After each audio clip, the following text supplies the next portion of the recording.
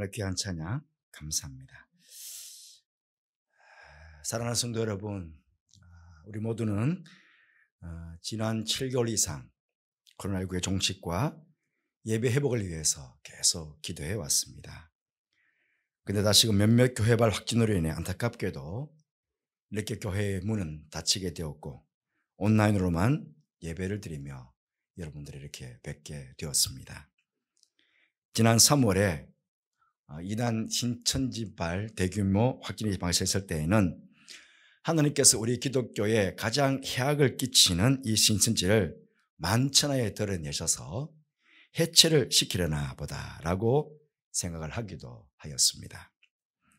그런데 이번에는 교회발 확진자가 계속 발생해서 온 나라의 지탄을 받고 있습니다.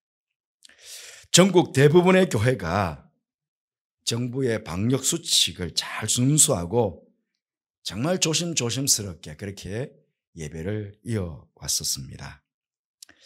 그럼에도 몇몇 교회가 방역 수칙을 지키지 않음으로 인해서 결국 확진자가 발생하고 이것이 결국은 사회의 공분을 사는 그런 형국이 되었습니다.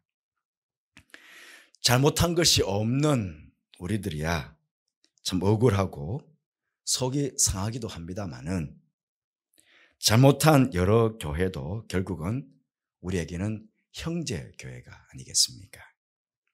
그러니 한국교회는 함께 도의적인 책임을 지고 어떻게 해서든지 코로나19의 종식을 위해서 함께 우리는 최선을 다해야 하겠습니다.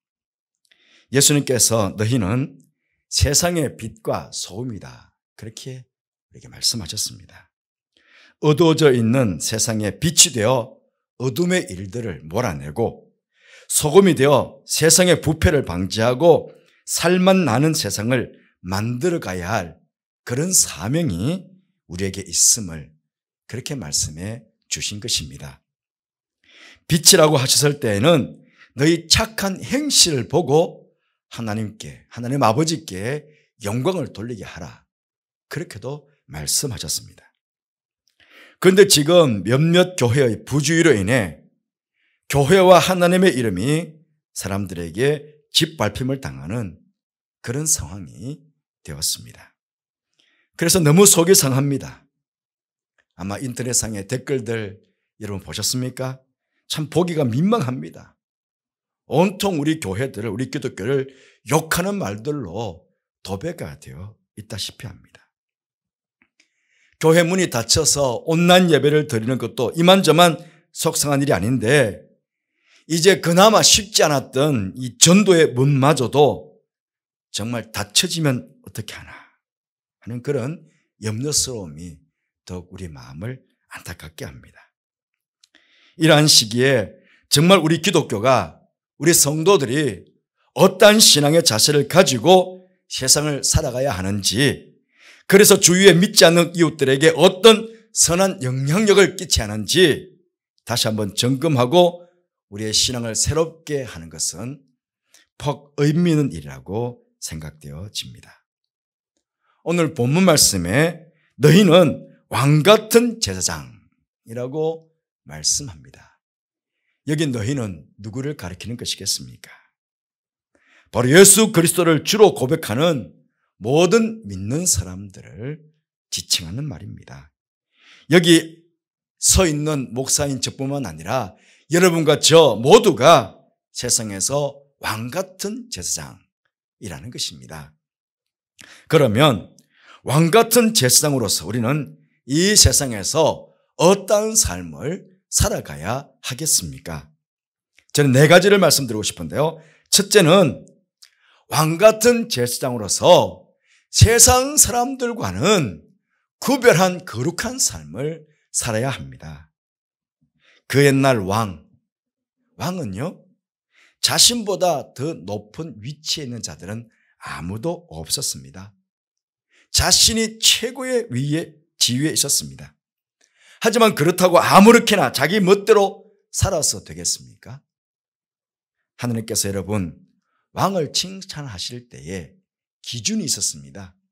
그 기준이 무엇이었습니까? 여호와 보시기에 정직하게 행하였더라. 여호와 보시기에 정직하게 행하였더라. 이게 왕을 칭찬하실 때의 기준이셨습니다.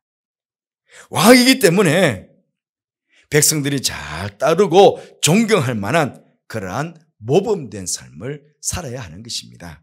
그 옛날 제사장들도 마찬가지 일반 백성들과는 정말 구별된 거룩한 삶을 살아야 했던 것입니다. 그래야 오늘 이 시대에 왕 같은 제사장들 우리들도 마찬가지 아니겠습니까? 이 신분에 합당하게 세상 사람들과는 구별된 그런 거룩한 삶을 우리는 살아가야 하는 것입니다.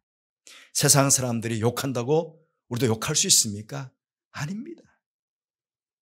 아무리 세상 사람들이 욕하더라도 우리는 우리의 말이 그들과는 구별되어야 됩니다. 우리의 생각이 그들과는 구별되어야 됩니다. 행동과 삶과 인격 모든 것들이 다 구별되고 차별이 되고 표시가 나야 하는 것입니다.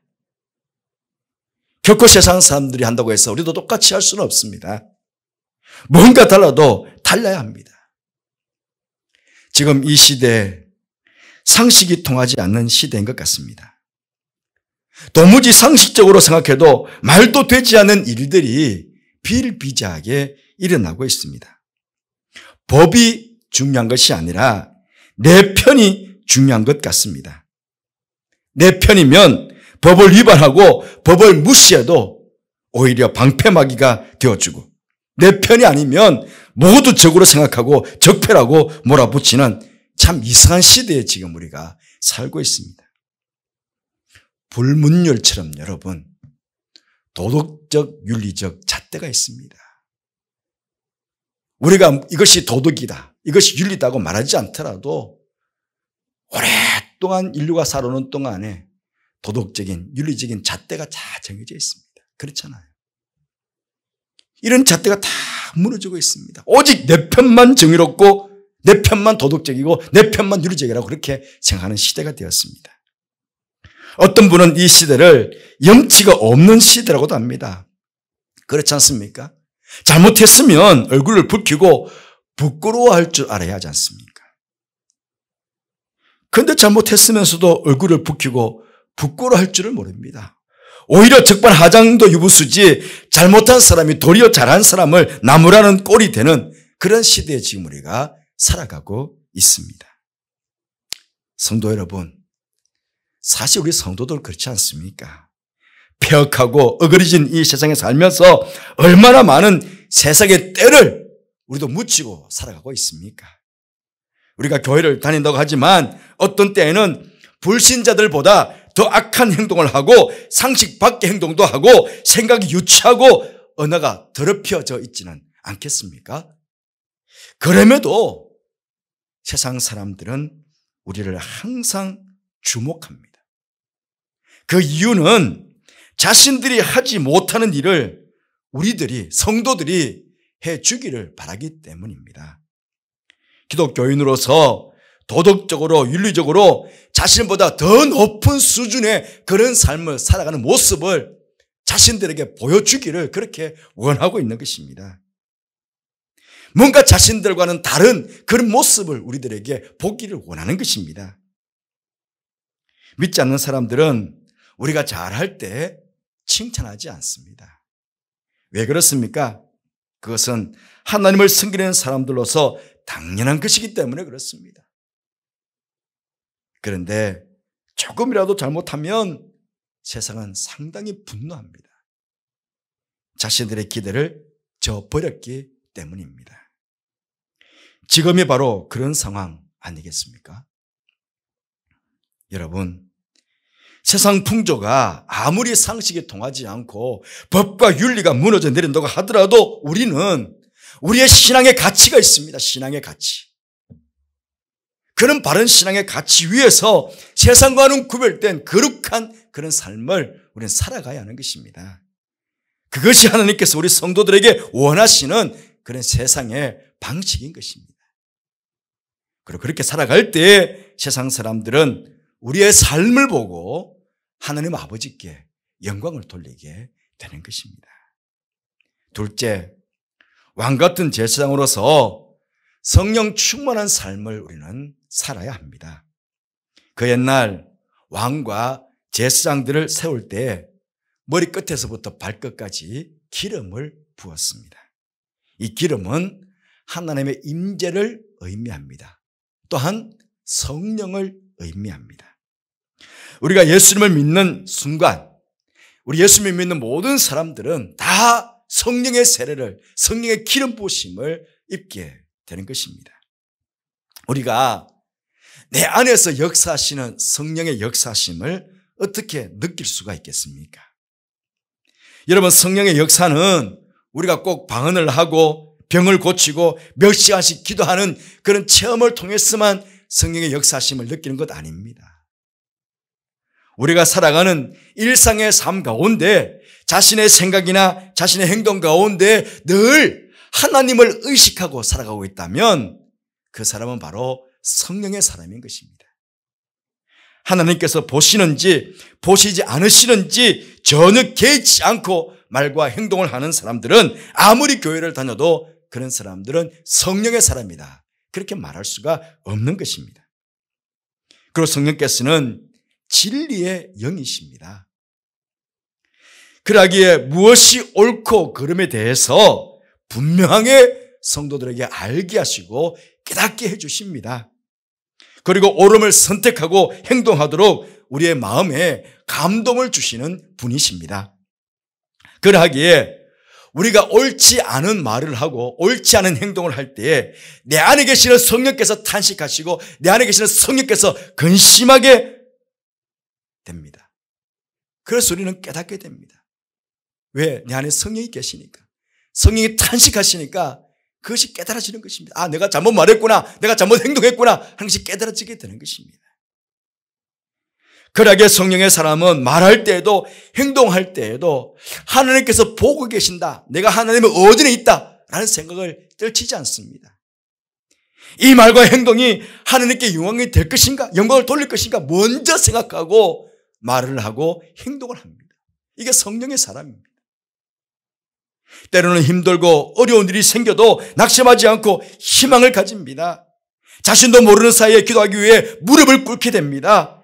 사랑하지 못했던 사람을 어느 순간인가 사랑하게 됩니다. 조급하고 신경질적이었던 성격이 포용력 있는 성격으로 그렇게 바뀌어지게 되는 것입니다. 분명 여러분 안에 이러한 삶을 살아왔던 것들이 아마 경험들이 다 있으실 것입니다. 왜? 성령을 처음부터 다 받으셨기 때문에. 하지만 여러분, 이것이 단지 옛날의 경험으로 있어서는 안 됩니다. 성령 충만은 언제나 현재형입니다.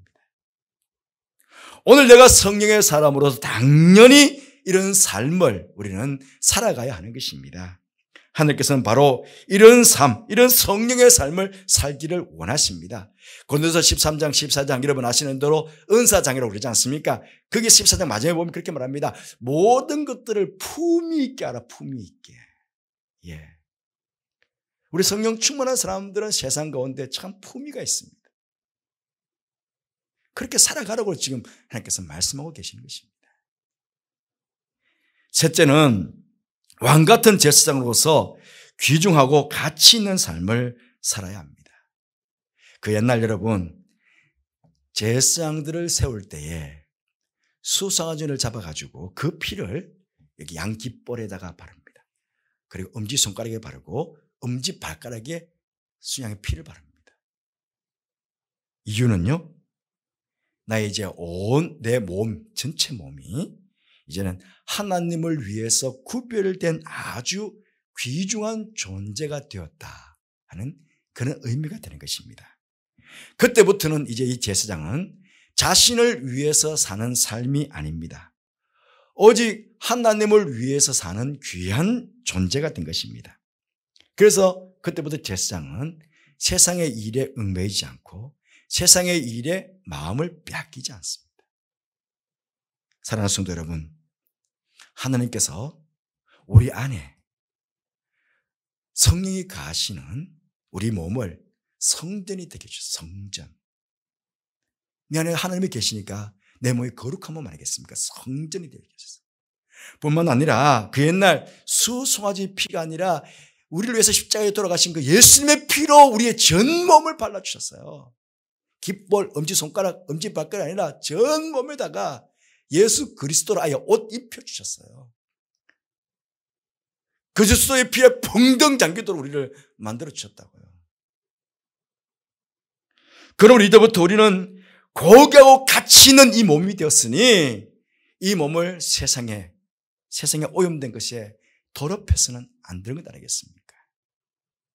좀 덜 벌고 좀 불편하고 좀 외로워도 세상 사람들이 아무렇게 살아간다고 수단과 방법을 가리지 않는다고 우리는 다 그렇게 살아갈 수 없습니다. 그렇잖아요. 어두운 곳에서부터 우리를 불러내 주셨다고 하면 어둠의 일들 있잖아요. 음란, 유혹, 사치, 향락, 술취함, 방탕함, 도박, 마약과 같은 세상의 쾌락 다 어둠의 일들입니다. 이런 어둠의 일들로부터 우리를 다 불러내 주셨는데 다시 우리가 세상 가운데서 그 어둠의 일들에 우리의 이 거룩한 몸을, 이 가치로운 몸을 더럽힐 수가 있겠습니까? 그럴 수 없습니다. 구약시대 제사장들에게는 땅을 기업으로 주지 않으셨습니다. 왜? 하느님께서 그들에게 기업이 되시기 때문에 그랬습니다. 바꿔 말씀드리면 제사장들의 삶을 하느님께서 책임져 주시겠다는 것입니다. 제사장들이 거룩하게 자신의 몸을 구별해서 하나님을 위해서, 백성들을 위해서 헌신하고 섬기게 되면 하나님께서 그들에게 먹고 마시고 입는 모든 문제를 해결해 주시겠다는 것입니다. 해결해 주셨습니다. 지금도 마찬가지입니다.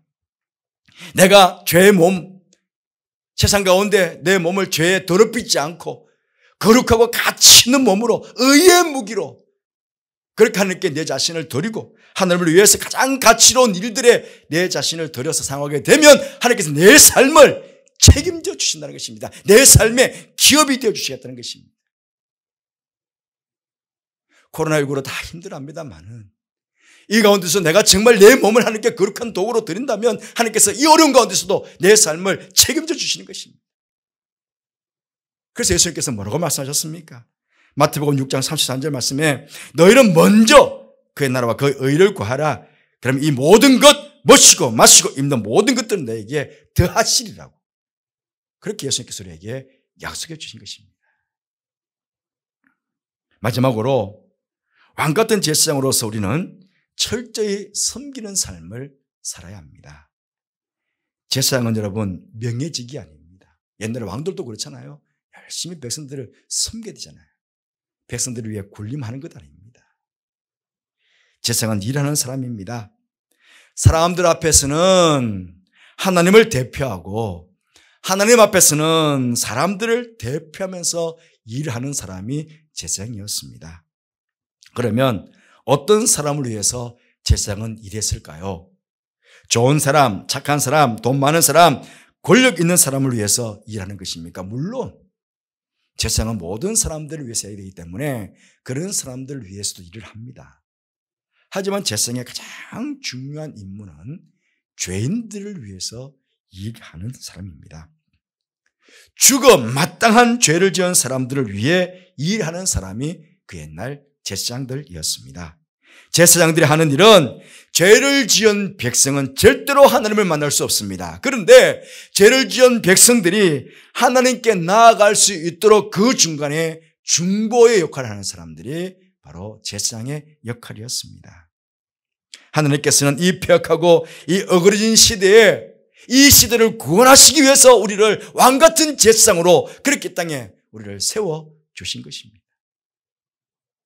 세상 사람들이 죄로 고통하고 질병으로 아파하고 실패로 절망하고 영혼의 구원의 문제로 절규하고 지금처럼 코로나19로 두려워할 때에 우리 제사장 신분을 가진 우리 성도들이 세상의 모든 아픔을 끌어안고 하나님께 중보하여 나아가도록 그렇게 이 시대의 왕같은 제사장으로 우리를 세우셨다는 것입니다.